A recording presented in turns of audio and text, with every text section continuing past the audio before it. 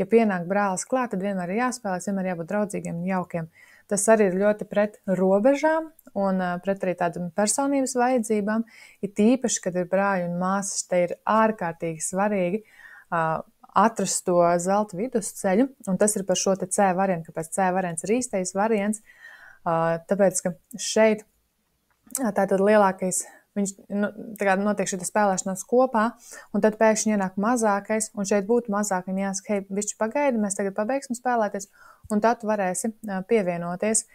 Vai arī pajautāt tiešām lielākajiem bērnu, ko domā par to, ka mums pievienojas tagad mazākais. Nu, ja lielākais saka, nē, es negribu, es gribu vēl tevi spēlēties, tad tas būtu jāņem vērā. Un tādā veidā tas, kas tiek iemācīts bērniem, ka viņi drīkst paust savas vajadzības, ka viņi var veidot robežas, un tad, kad viņi ir tajā procesā, kur viņi ir, kas ir ārkārtīgi būtiski, ka to nepārtrauc visu laiku.